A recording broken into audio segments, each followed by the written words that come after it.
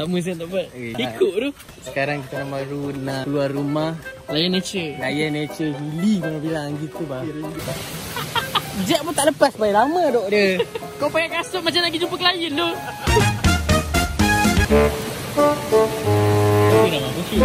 Tapi ramah apa?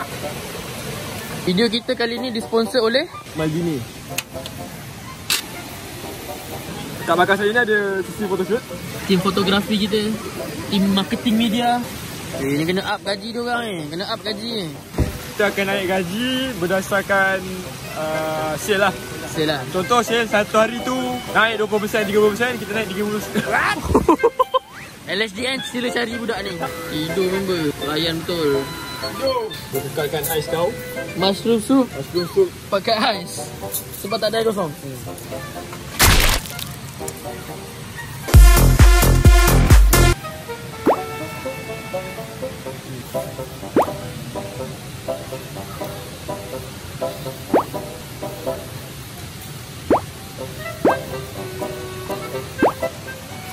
Wih, cara yang unik ya.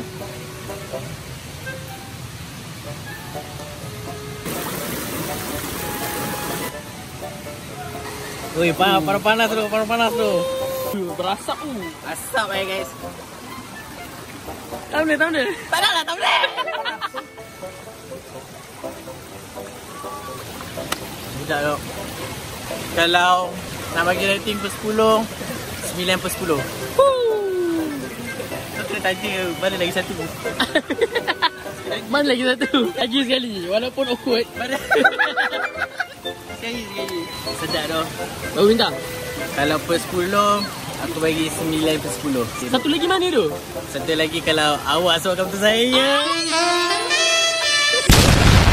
Ini kau rasa.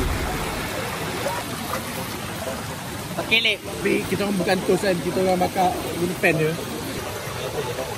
Rasa kosong, rasa dengan mushroom. Angoi.